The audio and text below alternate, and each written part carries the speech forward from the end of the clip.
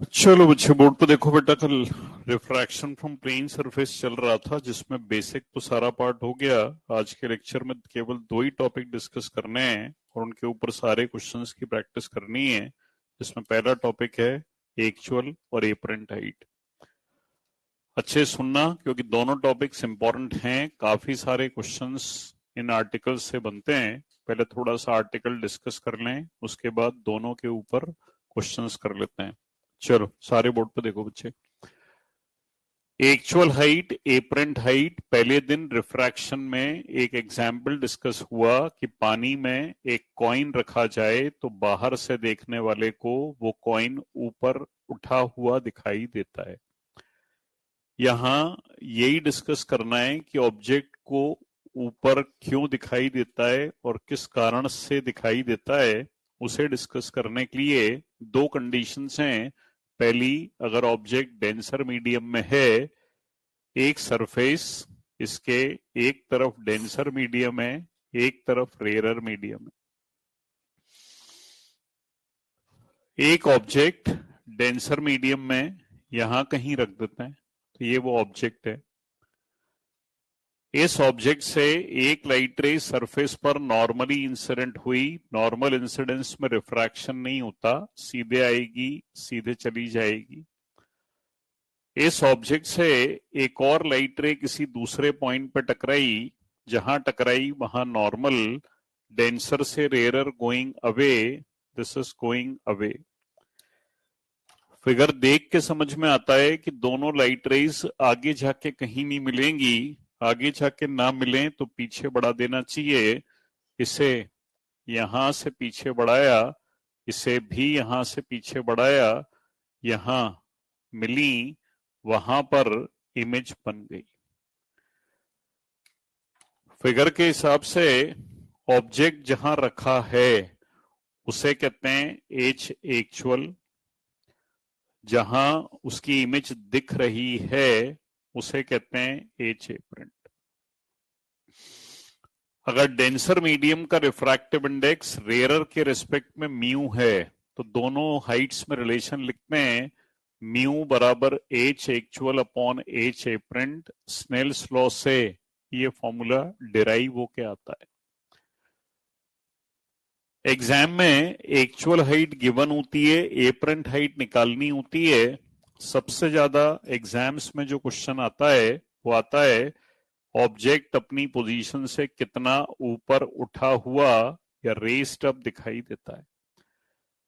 इस रेस को निकालने के लिए एक्चुअल हाइट में से एपरेंट हाइट सबट्रैक्ट कर दें तो ये रेस आ जाएगा H actual minus H apparent. H actual को लिखा रहने दें, क्रॉस मल्टीप्लाई करें तो एच एपरेंट को लिख सकते हैं एच एक्चुअल इंटू म्यू। यहां से ये रेस का फॉर्मूला आ गया। इसे रेस या शिफ्ट भी कहते हैं। कुछ लोग रेस के नाम से बताते हैं, कुछ लोग शिफ्ट के नाम से बताते हैं, दोनों एक ही बात है। इस फॉर्मूले में म्यू का मतलब है डेंसर मीडियम का refractive index with respect to rarer, जिसको आर म्यू डी भी लिख सकते हैं।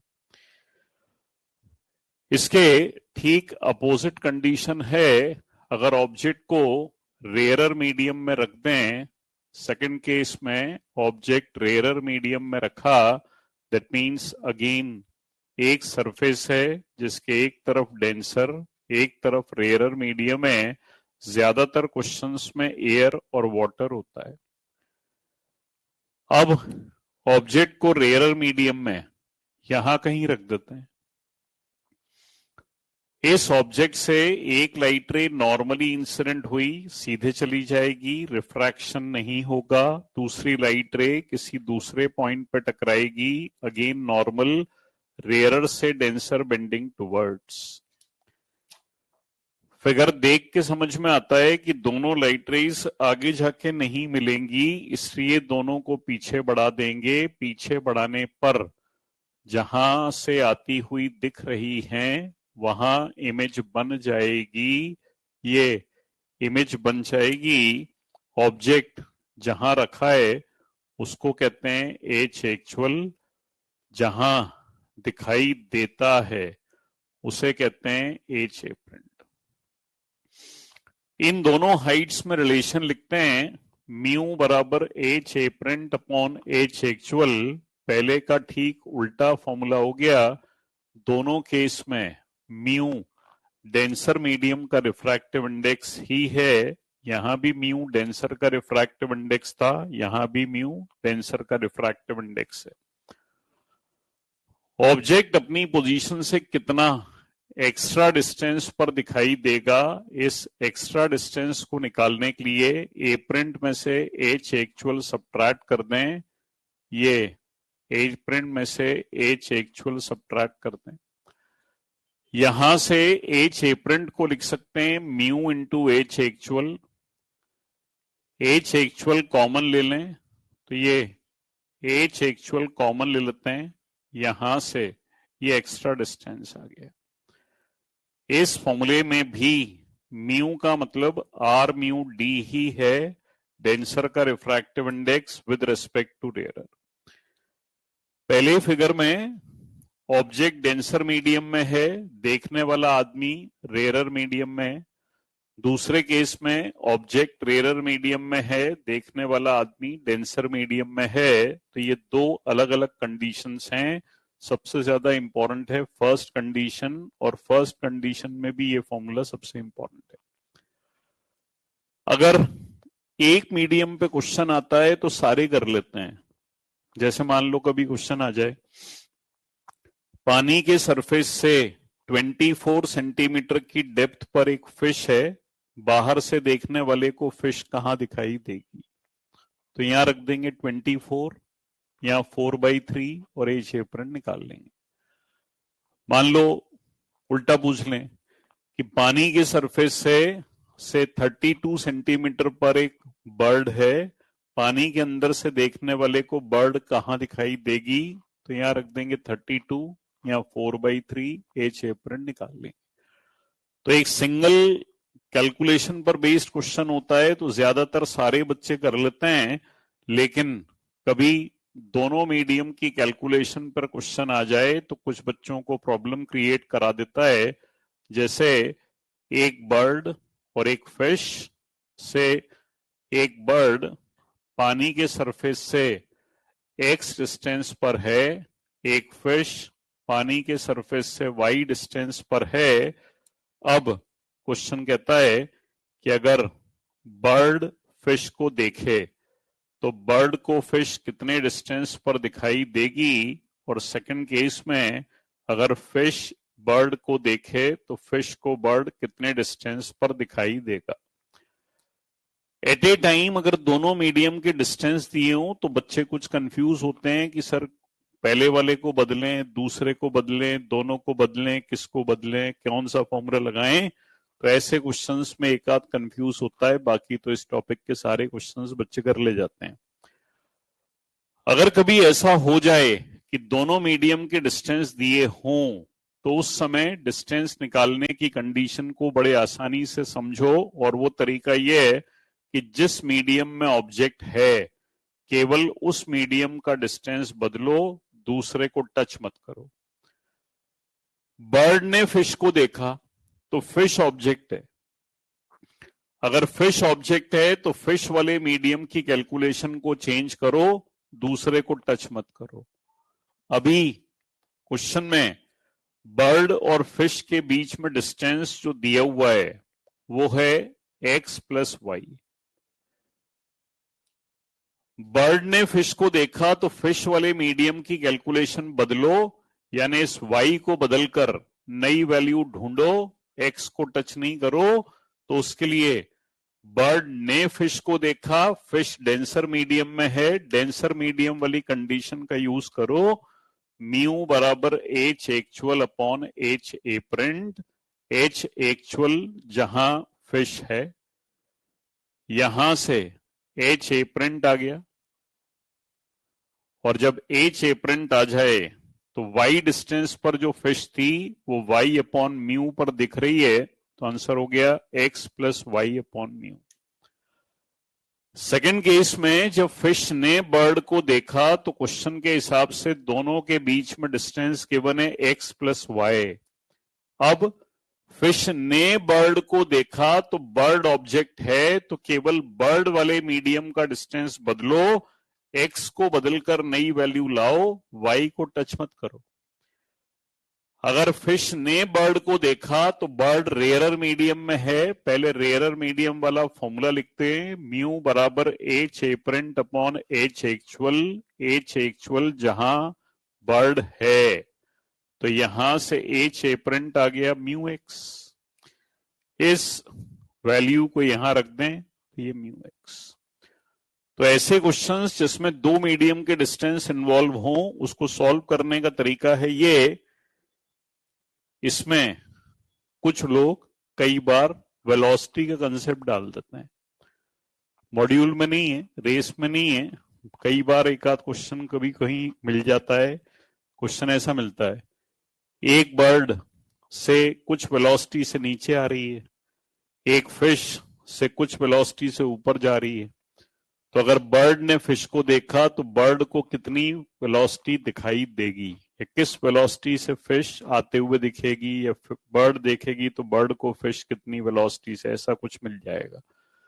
उसमें कोई चिंता करने की जरूरत नहीं है, आपको पता होना चाहिए कि वेलोसिटी का मतलब डिस्प्लेसमेंट अपॉन टाइम, तो ये डिस्प्लेसमेंट का फॉर्मूला तो आ गया, टाइम से थ्रू आउट डिवाइड कर दो, खत्म हो गया, डिस्टेंस अपॉन टाइम फिश, या इसकी वेलोसिटी हो जाएगी, बर्ड जो फिश को दिखाई देगी उसकी वेलोसिटी, एक्स अपॉन टी जिस वेलोसिटी से बर्ड आ रही होगी वो, वाई अपॉन टी जिस वेलोसिटी से फिश जा रही होगी। हालांकि ऐसे क्वेश्चन है नहीं, पर एक आध क्वेश्चन कई बार कुछ जगह कुछ लोग पूछ लेते हैं, तो उस केस में ये डिस्कस कर देते हैं। मेनली एग्जाम्स में जो क्वेश्चन आते हैं वो अभी अपन डिस्कस करेंगे। इस रेस के ऊपर नीट में क्वेश्चंस आए हैं, नीट में जो एप्लीकेशन काम में आई है वो इसकी एप्लीकेशन है, और वो एप्लीकेशन ये है, if different immiscible liquids are filled in a container. Immiscible का मतलब होता है एक दूसरे के साथ मिक्स नहीं होते।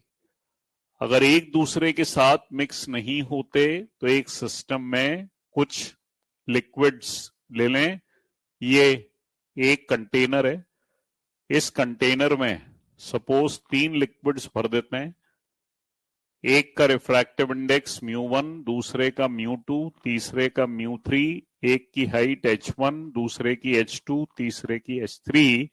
इस सिस्टम को बाहर से एक आदमी देख रहा है।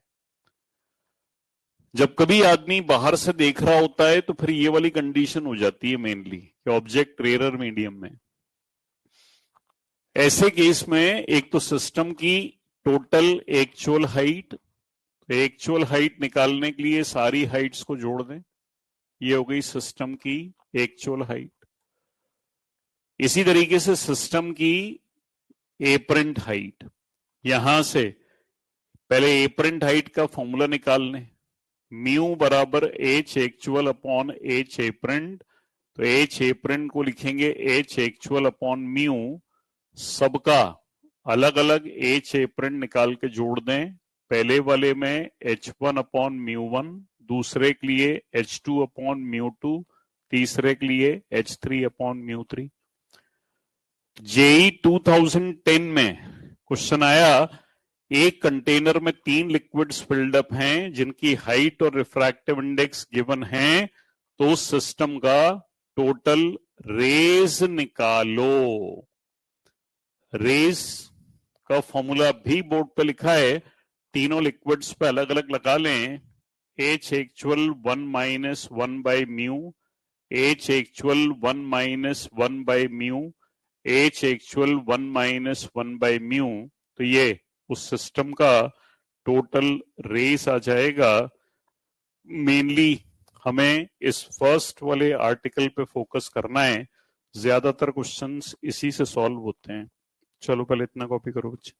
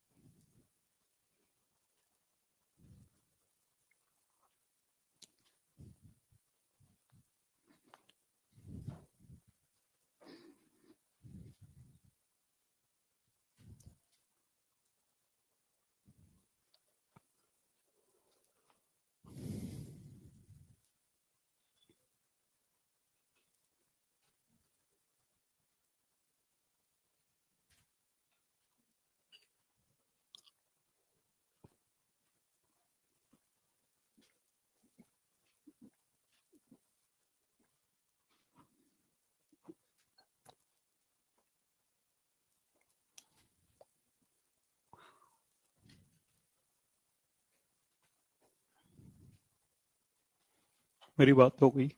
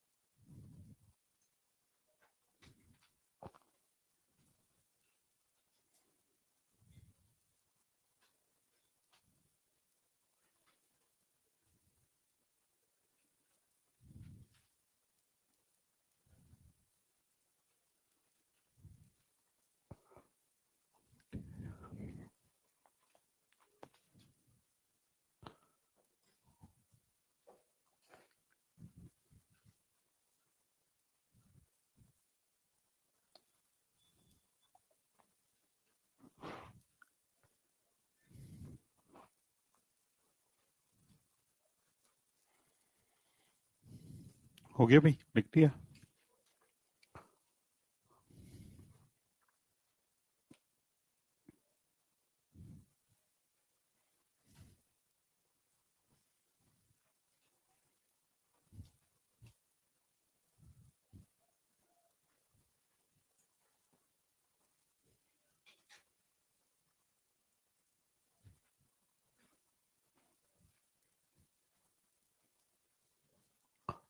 चलो अब जरा कुछ क्वेश्चंस करो इन टॉपिक्स पे जो आज डिस्कस हुए हैं, एक्चुअल और apparent height.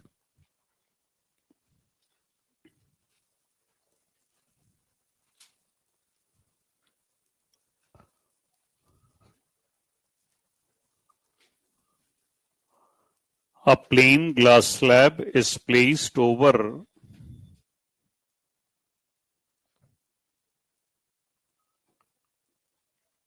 a plain glass slab is placed over various colored letters. A plain glass slab is placed over various colored letters. Then which color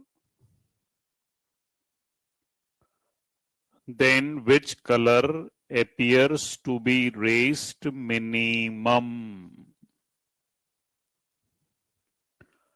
Then which color appears to be raised minimum?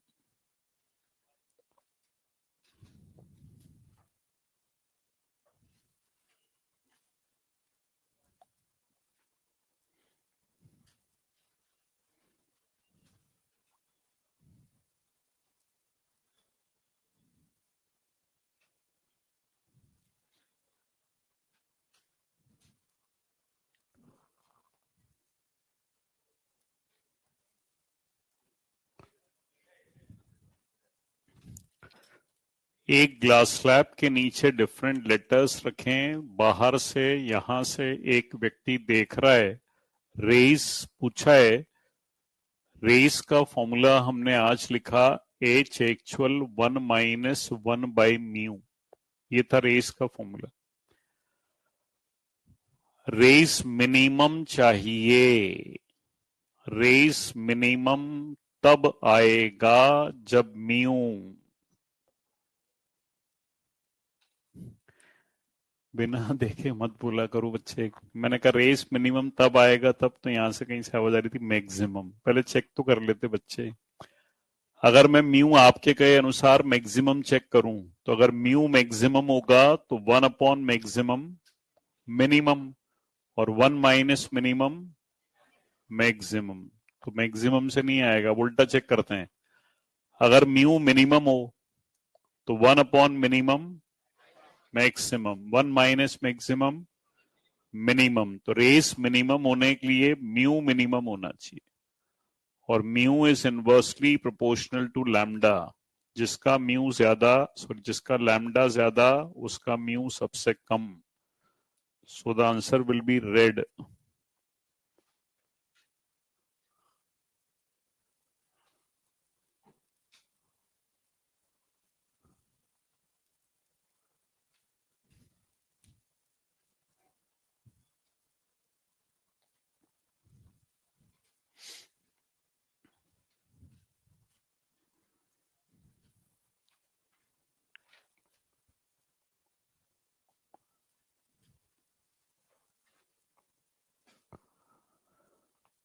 An air bubble in glass,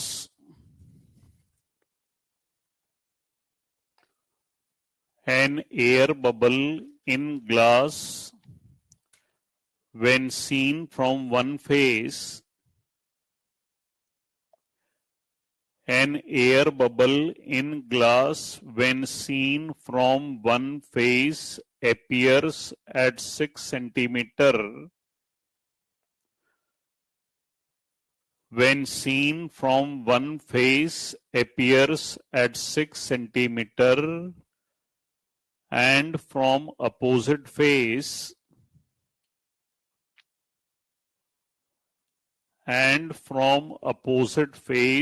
appears at 4 centimeter. and from opposite face appears at 4 centimeter. Then find the thickness of glass.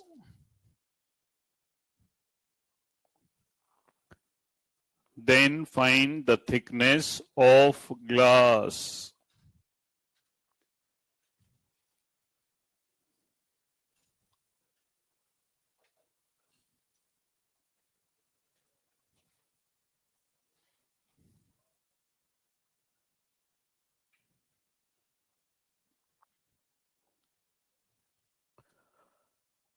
Mu बराबर H actual upon H apparent में H actual का मतलब जहां object होता है, H apparent का मतलब जहां दिखाई देता है। क्वेश्चन की लैंग्वेज पढ़ें अच्छे से।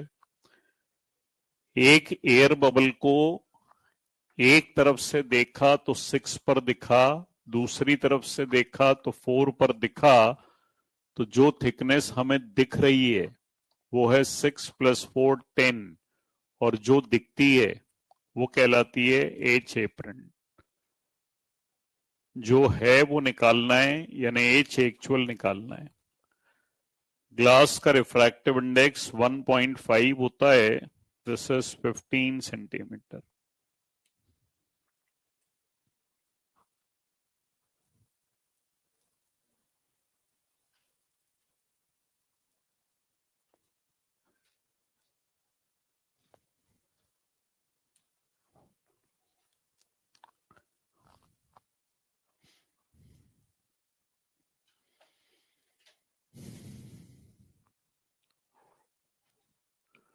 A container is half filled with liquid.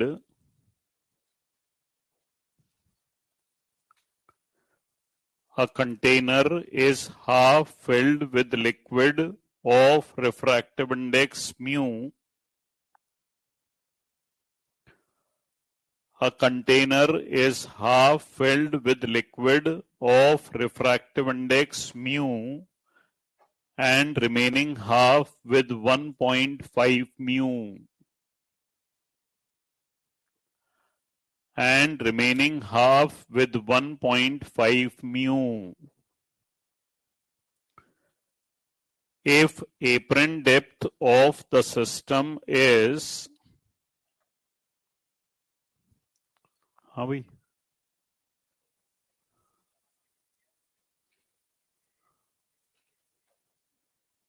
अच्छा,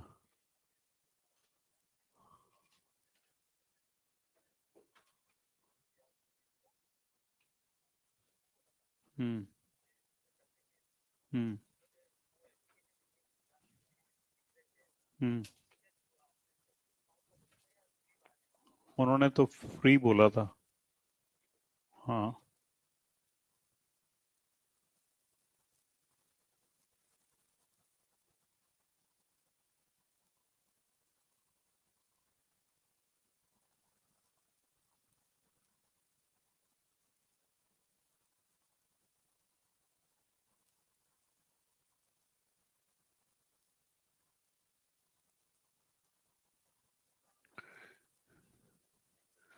if apparent depth of the system is 50% of the actual depth, if apparent depth of the system is 50% of the actual depth, then find the value of mu. Then find the value of mu. Solve.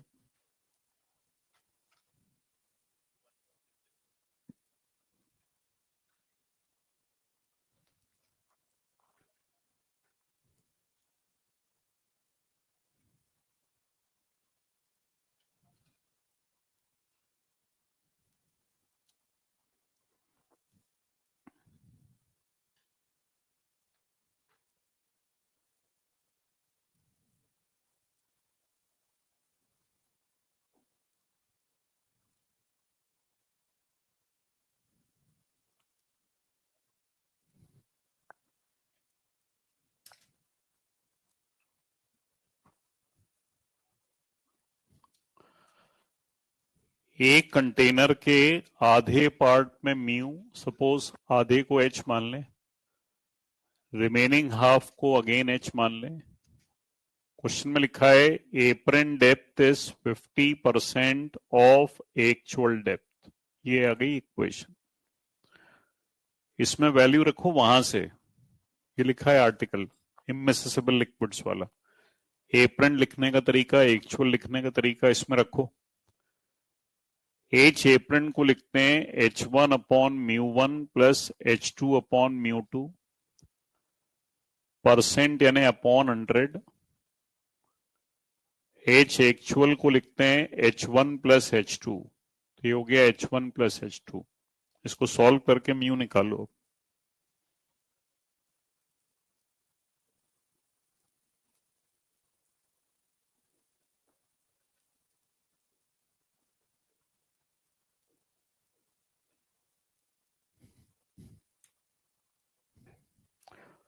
H पूरे में common cut जाएगा, ये H पूरे में common cut जाएगा।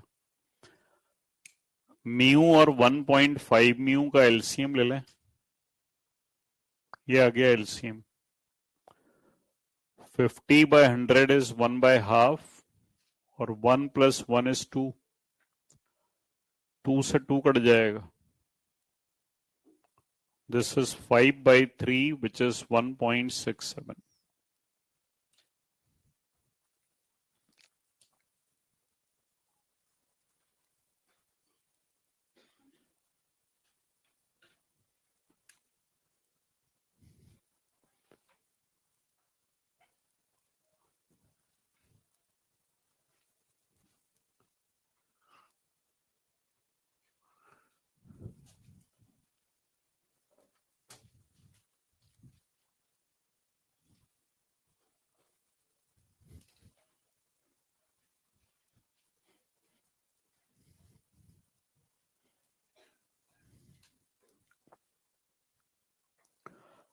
The velocity of light,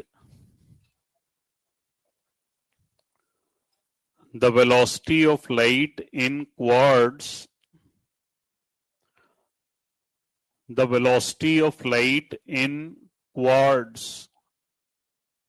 is 1.5 into 10 की power 8 meter per second, and that in glycerine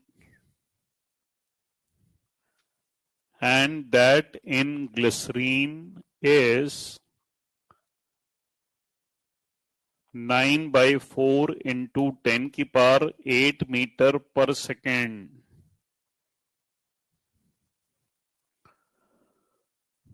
If a slab of quartz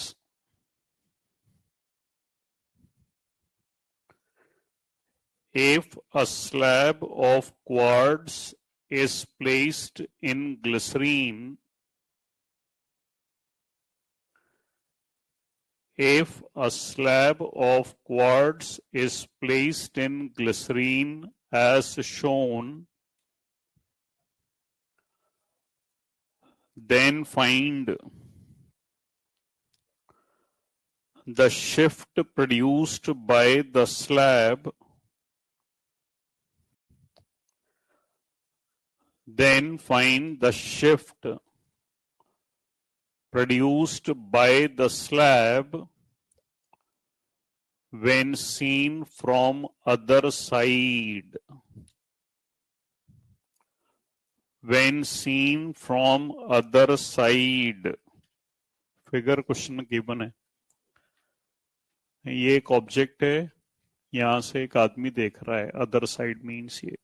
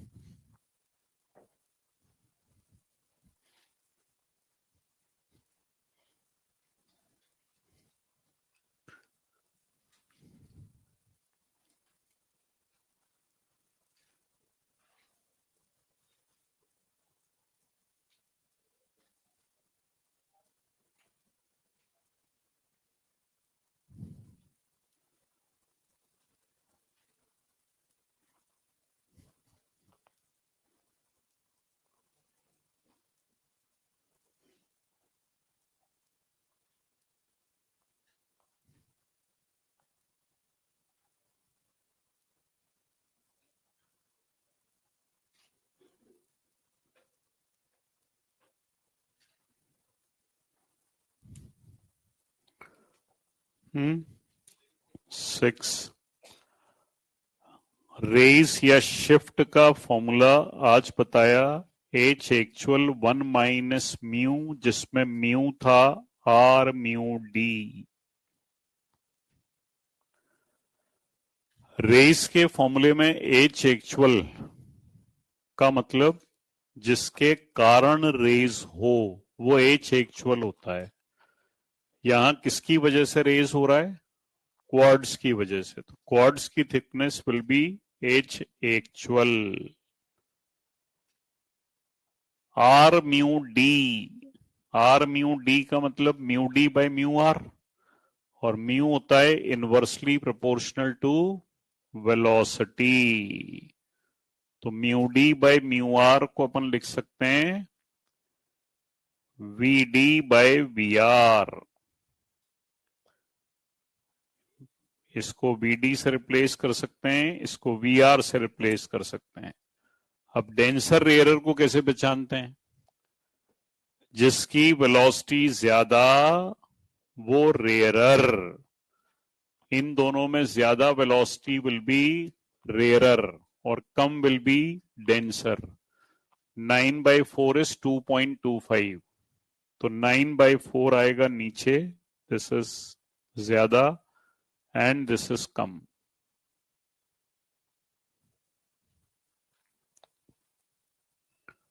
ten की power 8 से 10 की पावर 8 कैंसिल करके सॉल्व करो।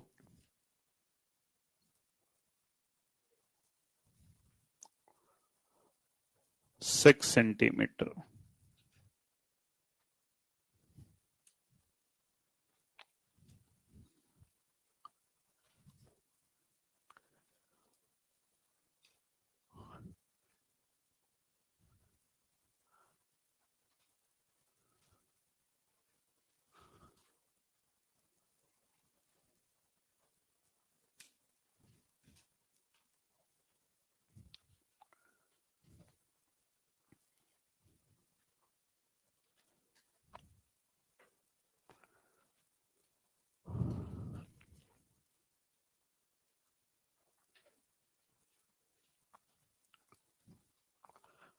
A point object is placed at a distance of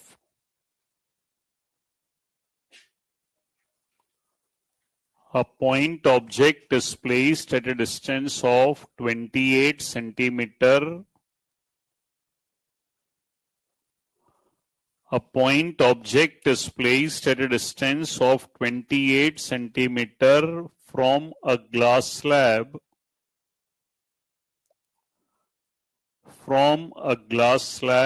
of thickness 6 centimeter from a glass slab of thickness 6 centimeter having refractive index 1.5. Having refractive index 1.5 as shown.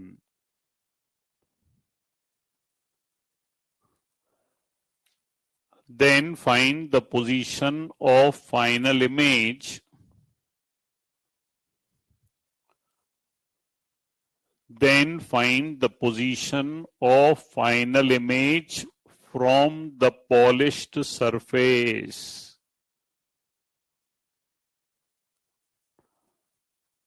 Then find the position of final image from the polished surface.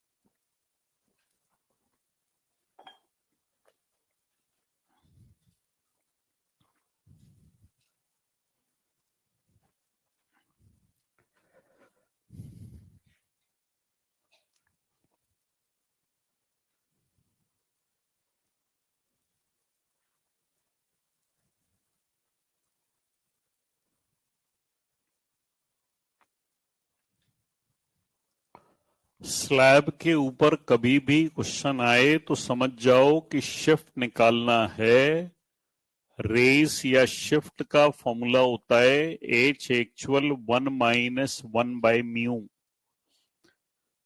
Race के फॉर्मूले में H actual जिसके कारण shift हो, slab की वजह से shift हो रहा है तो स्लैब की thickness will be H actual.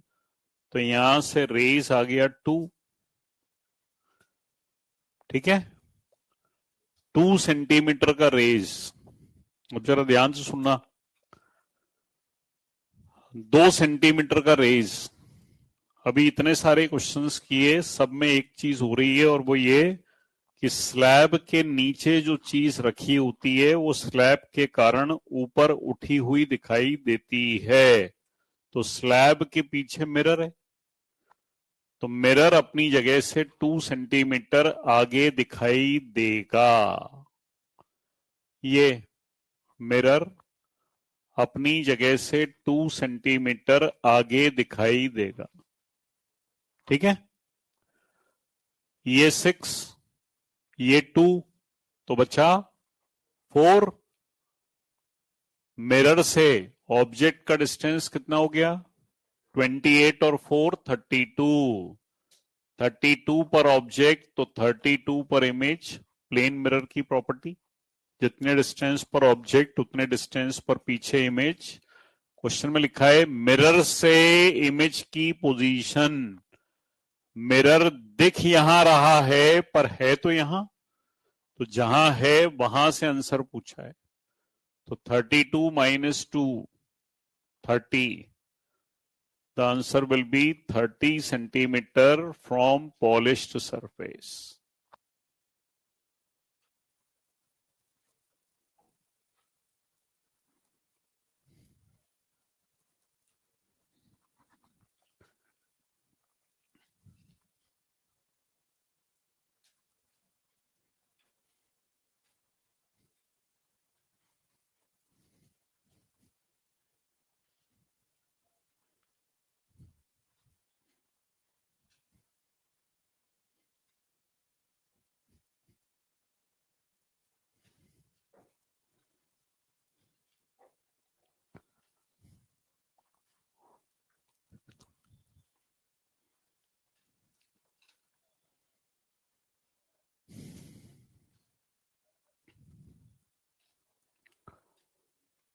चलो अब जरा ध्यान से सुनना, मैं इसके ऊपर लिख रहा हूं इंपॉर्टेंट की power infinity tending to infinity.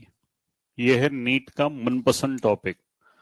अभी तक चैप्टर में जो टॉपिक डिस्कस किए वो सब इंपॉर्टेंट थे, पर नीट में इस चैप्टर से क्वेश्चन ज्यादातर यहां से आता है। बहुत ध्यान से सुनना, आज और कल दोनों दिन यही चलेगा। और ये समझ में आ गया, आप सारे क्वेश्चंस सीख गए। वैसे इनके क्वेश्चंस टफ नहीं होते, पर बहुत सारे क्वेश्चंस की प्रैक्टिस कराई जाएगी तो वो सब आपको करना आना चाहिए। चलो जरा सारे बोर्ड पे देखो, कॉपीज को बंद कर दो। मैं सारी बातें पहले एक्सप्लेन करता हूं, फिर लिख के क्वेश्चंस पे चलते हैं। एक सरफेस है जिसके एक तरफ डेंसर एक तरफ रेयर मीडियम है। एक लाइट रे डेंसर मीडियम से चलते हुए गई, सरफेस पर टकराई, डेंसर से रेयरर में जाती है तो it bends away from the normal. ये एंगल ऑफ इंसिडेंस है, ये एंगल ऑफ रिफ्रैक्शन है। इस फिगर के लिए स्नेल्स लॉ लिखें तो लाइट रे डेंसर से रेयरर में जा रही है, इसलिए लॉ लिखेंगे D mu R is equal to sine I upon sine R. इस फिगर में जैसे जैसे एंगल ऑफ इंसिडेंस को बढ़ाएंगे एंगल ऑफ रिफ्रैक्शन बढ़ेगा। बढ़ते बढ़ते एक स्थिति ऐसी आएगी जब लाइट रे अलोंग द सरफेस चली जाएगी। एंगल ऑफ इंसिडेंस को बढ़ाया, एंगल ऑफ रिफ्रैक्शन बढ़ते बढ़ते लाइट रे एक स्थिति में अलोंग द सरफेस चली जाएगी। जब अलोंग द सरफेस चली गई तो एंगल ऑफ रिफ्रैक्शन 90 डिग्री हो गया। ऐसी स्थिति में एंगल ऑफ इंसिडेंस को कहते हैं critical angle. When angle of incidence is equal to critical angle, then angle of refraction is 90, NEET 2021 में ये डेफिनेशन आई। एग्जामिनर ने पूछा critical angle is the angle of incidence in denser medium for which angle of refraction becomes। चार option में एक answer 90 degree था, तो ये वो आसान क्वेश्चन था। इस फिगर में अगर एंगल ऑफ इंसिडेंस को और बढ़ाते जाएं तो ये लाइट रे उसी मीडियम में वापस आ जाएगी। ये एंगल ऑफ इंसिडेंस को बढ़ाया, लाइट रे उसी मीडियम में वापस आ गई। ऐसी स्थिति में एंगल ऑफ इंसिडेंस को क्रिटिकल एंगल से ज्यादा कर दिया, तब लाइट रे उसी मीडियम में वापस आई, जिसको कहते हैं फिनोमेना ऑफ टीआईआर। पहले दिन जब रे ऑप्टिक्स शुरू की थी तो रिफ्लेक्शन में बताया था कि लाइट रे टकराने के बाद उसी मीडियम में वापस आती थी। आज टीआईआर में बताया कि लाइट रे उसी मीडियम में वापस आ रही है। तो दोनों में डिफरेंस क्या है? कुछ बच्चे फिगर देख के कहते हैं कि सर यहां पर आई ग्रेटर देन आईसी होना चाहिए, वहां ऐसा कुछ भी नहीं था। कुछ ये कहते हैं कि सर जब लाइट रे डेंसर से रेयरर मीडियम में जाएगी तब टीआईआर होगा, वहां ऐसा कुछ नहीं था। ये दोनों कंडीशंस हैं, जब ये फुलफिल होती हैं तो टीआईआर होता है, पर ये डिफरेंस नहीं है। जब मैंने कहा डिफरेंस नहीं है तो एक आध बच्चा तुक्का मारते हुए कहता है सर वहां पर angle I equal to angle R होता था, यहां नहीं होता। तो यहां भी होता है, वहां भी होता है।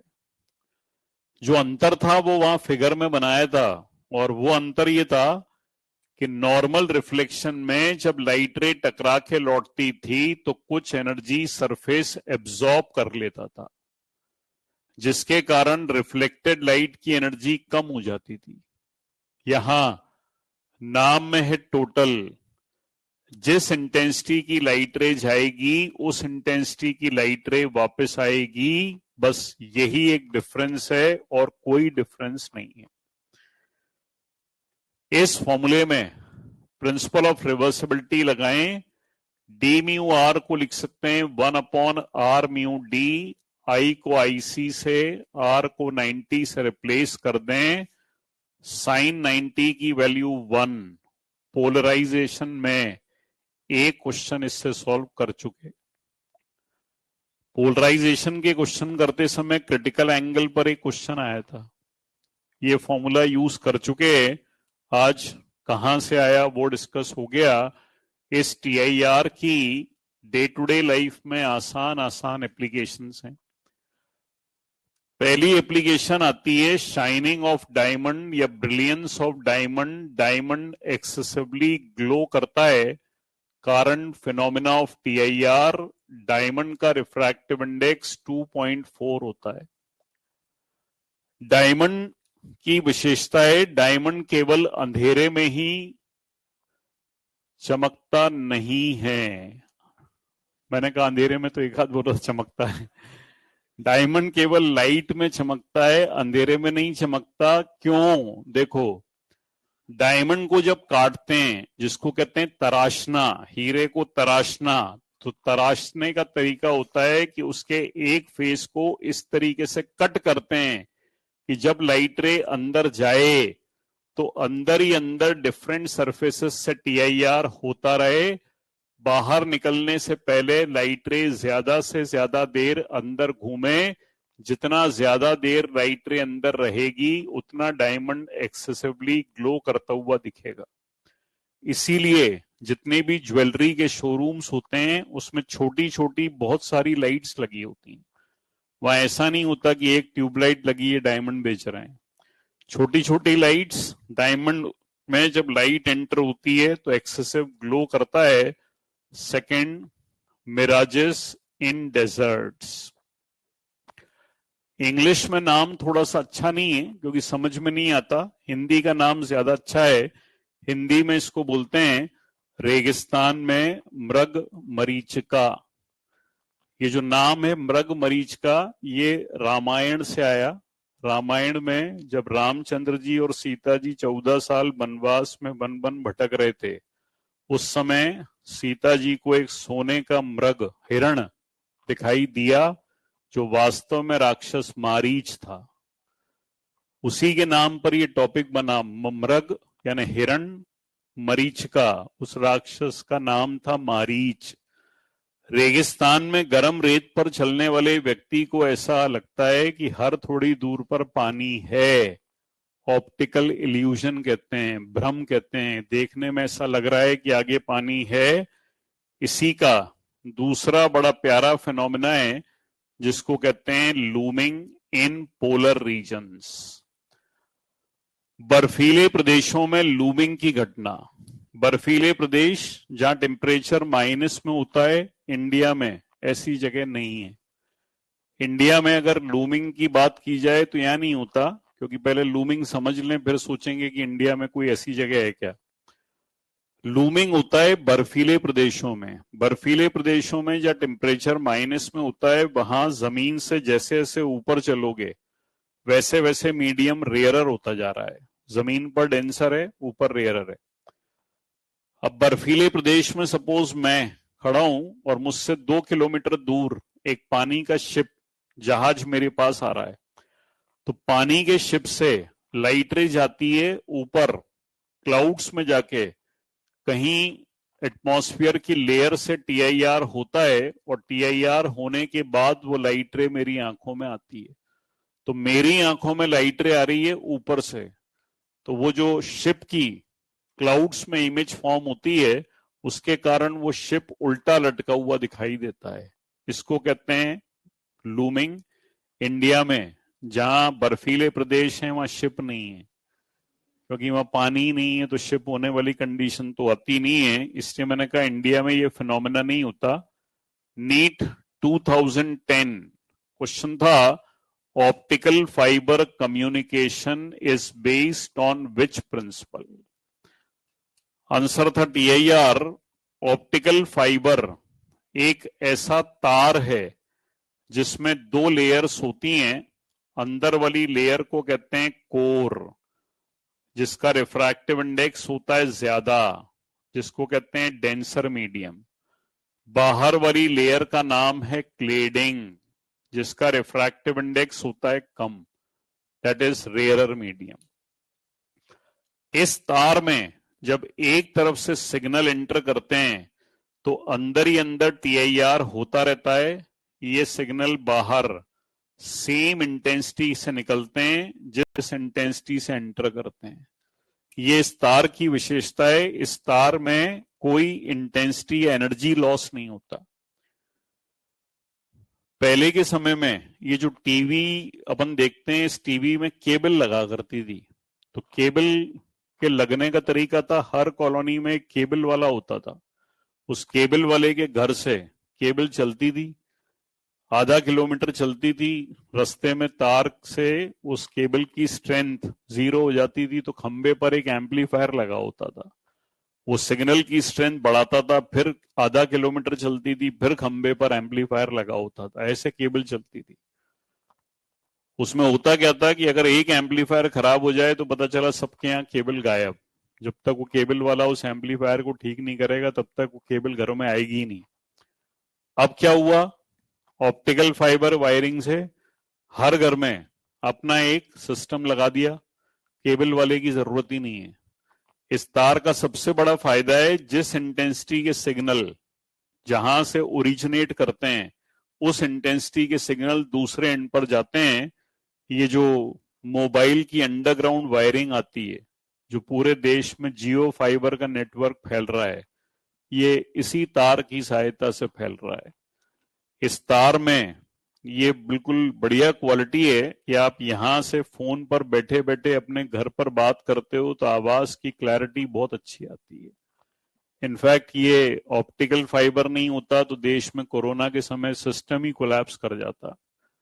मतलब इस ऑप्टिकल फाइबर का ही इतना बढ़िया विजन था जिसके कारण देश में चीजें चलती रहीं और पता ही नहीं चला कि कब कोरोना साल भर में आगे चला गया। मुझे इस सिस्टम ने बड़ा फायदा दिया, क्योंकि मैंने उस समय पढ़ाई करने की सोची जिसकी आज तक मैं पढ़ाई चल रही है। अगर मैं नहीं करता ऑप्टिकल फाइबर का यूज तो मेरा तो खेल ही खत्म हो चुका होता है। कि दिन भर कितने पिक्चर देखोगे आप, भाई कितना टीवी देखोगे, आदमी बंद हो गया तो कितना टीवी का यूज करेगा। तो 6 महीने तो मैंने टीवी का खूब यूज किया। दिन भर वो पता चला रामायण आती थी, उसको ही देखते रहो बार बार। बाद में फिर समझ में आया कि यार ये तो ऐसे खत्म कर देगा अपने को। तो मुझे याद है शायद 22 मार्च को लॉकडाउन हुआ था शुरू। तो पहले 6 महीने निकलने के बाद अक्टूबर में मैंने कहा कि बस, now the things have gone up to the peak limit, अब नहीं झेला जा सकता। तो अक्टूबर में I started once again going in this reading mode, दोबारा से पढ़ना शुरू किया।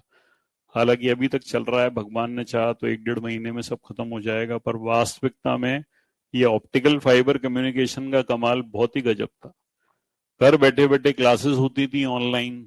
मैं खुद भी ऑनलाइन क्लास लेता था बच्चों की, और मेरी खुद की क्लास भी ऑनलाइन होती थी। तो सुबह उनकी क्लास लेता था, सुबह संडे को मेरी क्लास होती थी सुबह 9 से शाम को 5 बजे तक।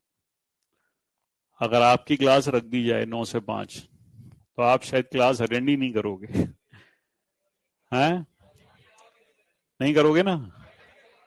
करोगे तो सही, पर ये देखोगे कौन सा टीचर पढ़ा रहा है।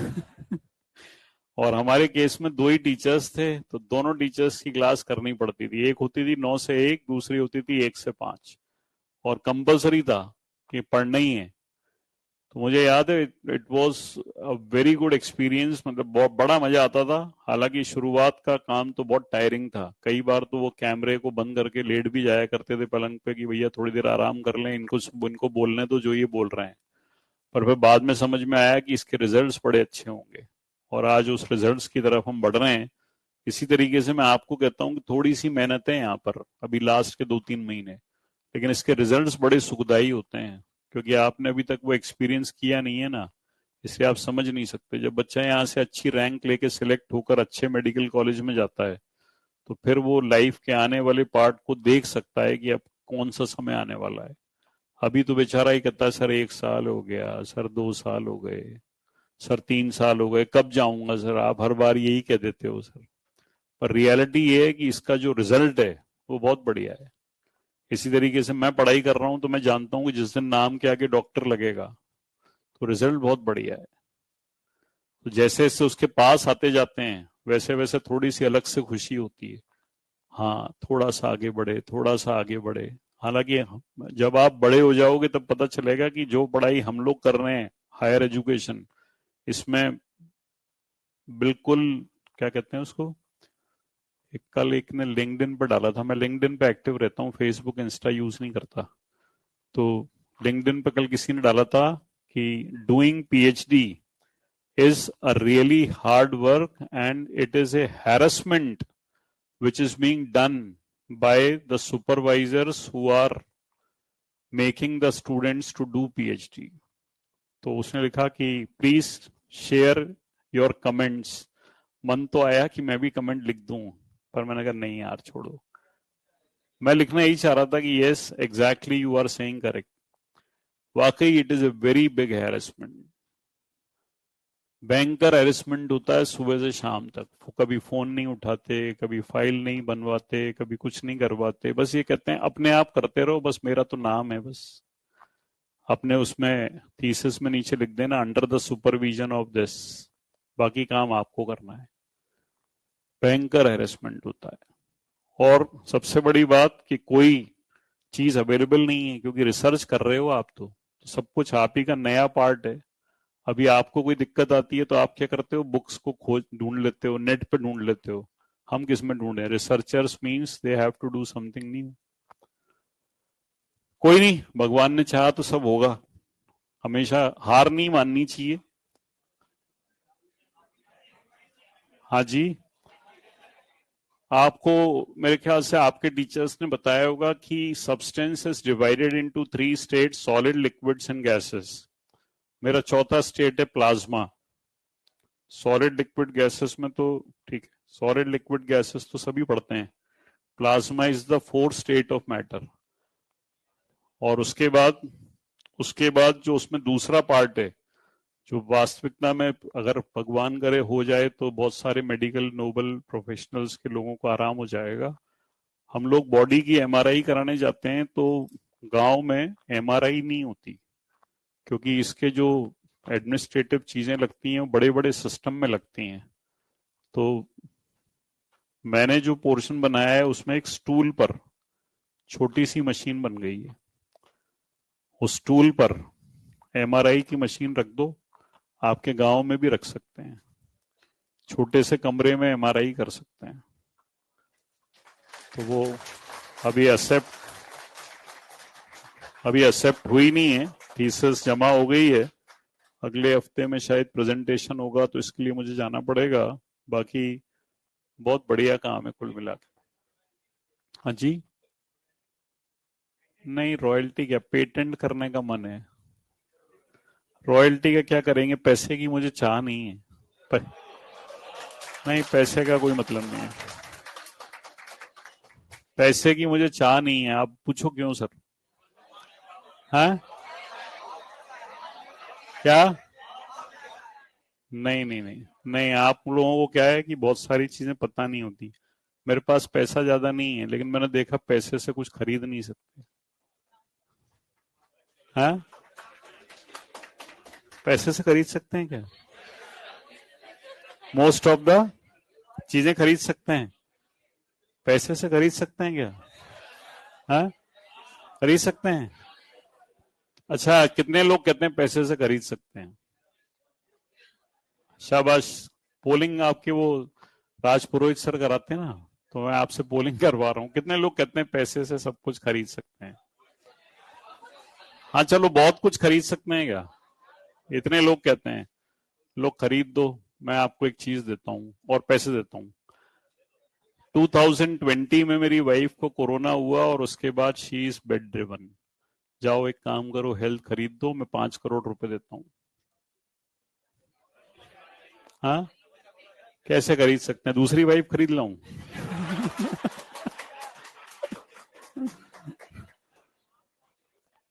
नहीं खरीद सकते बेटा, जब अपने घर में होती है ना तब पता चलता है कि नहीं खरीद सकते। एक्चुअली मैंने कहा ना कि मैं 1-2 क्लास नहीं लेता सुबह, तो मेरी फैमिली कंडीशंस की वजह से मैं 1-2 क्लास नहीं ले पाता। मेरी wife is bed driven, she can't even move. और 2020 से पहले she was professor who used to drive her own car. She used to teach in engineering college. अगर आपने नाम सुना हो, गुजरात में Parul university Vadodara, she was head of the department civil. और कोरोना के बाद आज ये हालत है कि she is striving for her life. ये कोरोना का इम्पैक्ट है। मैं पैसे खर्च करने के लिए तैयार हूं, पैसे से कुछ नहीं होता।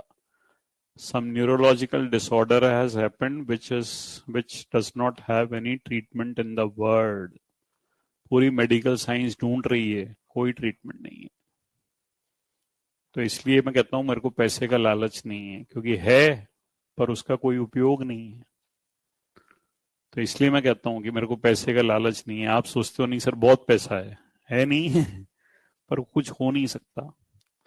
तो इसलिए पैसे से केवल आपके छोटे मोटे काम हो सकते हैं बेटा, लेकिन वो खुशियां जो बिना पैसे के रहती हैं, जिसमें आप लोग घर में खुश रहते हो, वो नहीं आ सकती।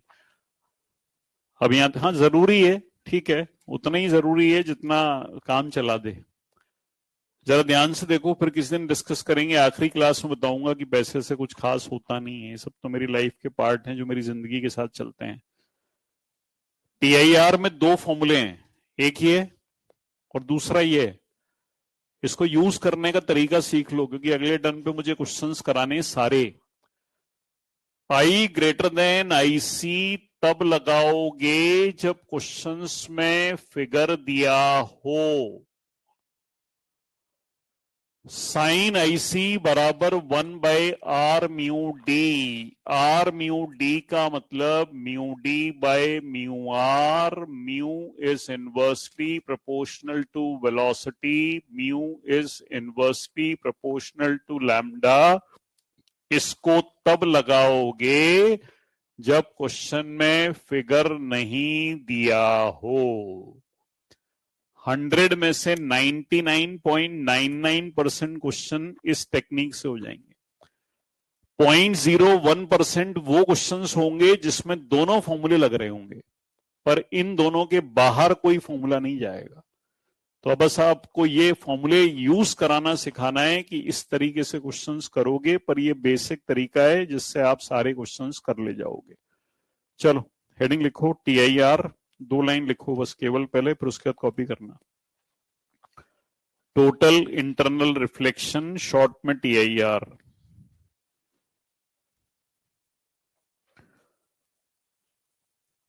Critical angle is the angle of incidence in denser medium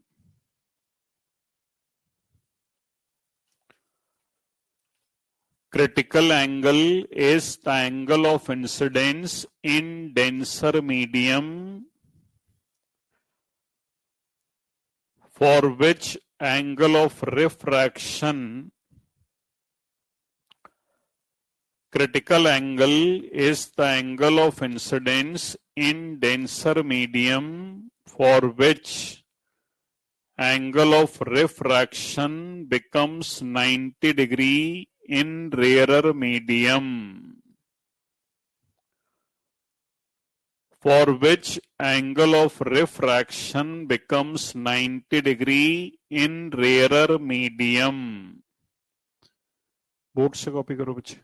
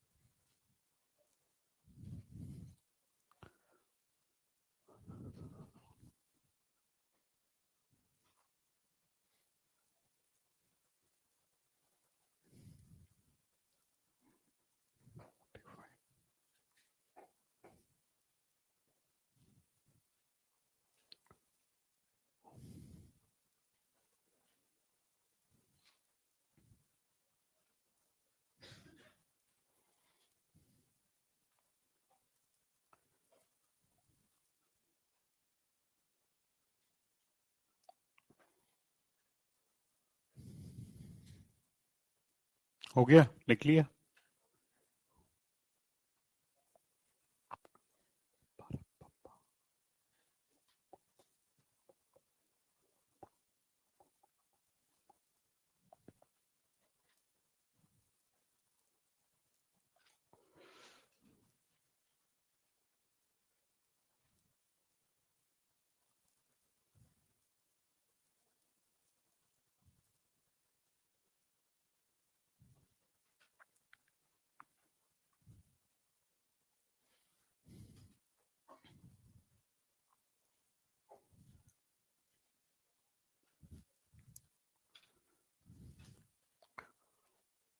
चलो अब जरा कुछ बिना फिगर वाले क्वेश्चंस कर लेते हैं, जल्दी से हो जाएंगे, फिगर वाले कल कर लेंगे।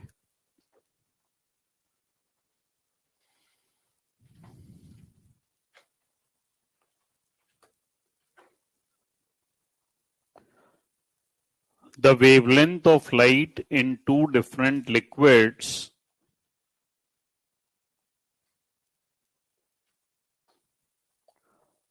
the wavelength of light in two different liquids X and Y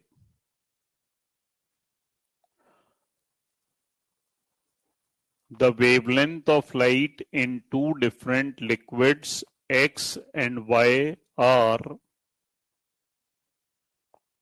board पे लिखा है 3500 angstrom and 7000 angstrom. Then find the critical angle. Then find the critical angle for the pair of liquids. Then find the critical angle for the pair of liquids.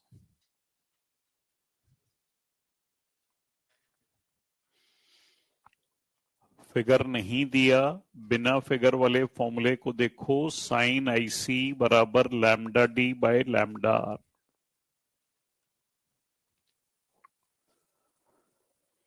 दो wavelengths given है, एक 3500 angstrom, एक 7000 angstrom. Sine IC की value half, IC will be 30. एक आध बच्चे के मन में आता है सर आपको कैसे पता चला इसको ऊपर लिखना है इसको नीचे. गलती से मान लो कोई ऊपर लिख दे उल्टा, तो साइन थीटा की वैल्यू 2 हो नहीं सकती, साइन थीटा 1 से बड़ा नहीं होता. दैट मीन्स छोटी वैल्यू हमेशा न्यूमरेटर में आती है, बड़ी value comes in denominator.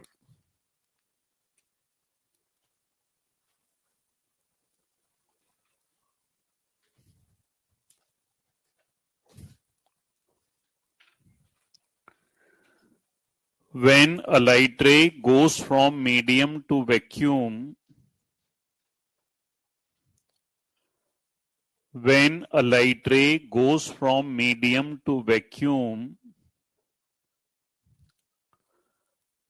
critical angle is 45 degree. When a light ray goes from medium to vacuum, critical angle is 45 degree.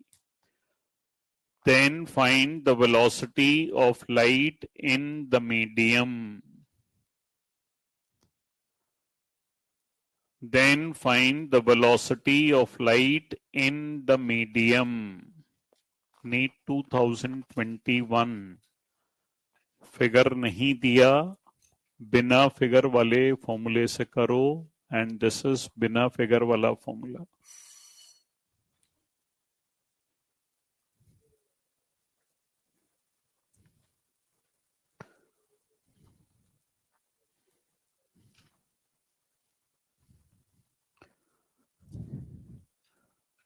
Medium to vacuum, TIR में लाइट रे को denser से rarer medium में जाना चाहिए। क्वेश्चन में लिखा है medium to vacuum, तो medium will be denser, vacuum will be rarer.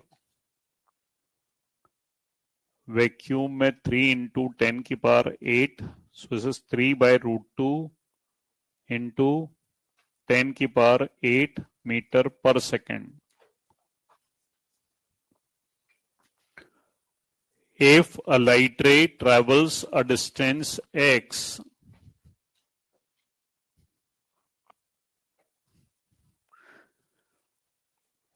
if a light ray travels a distance x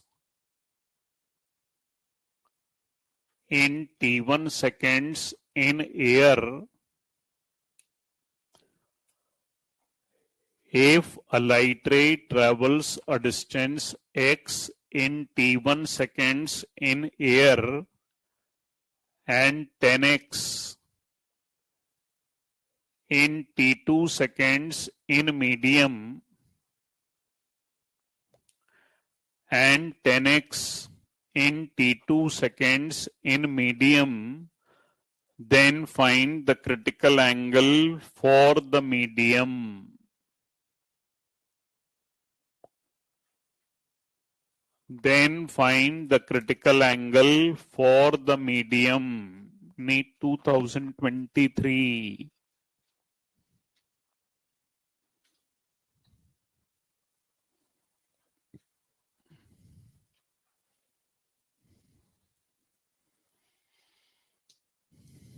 denser और रेयरर पहचानना सीखो।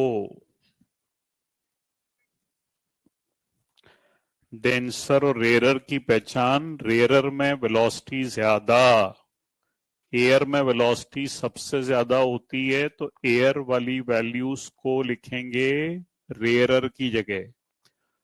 वेलोसिटी बराबर डिस्टेंस अपॉन टाइम, या डिस्प्लेसमेंट अपॉन टाइम, और डिस्प्लेसमेंट अपॉन टाइम 10t1/t2।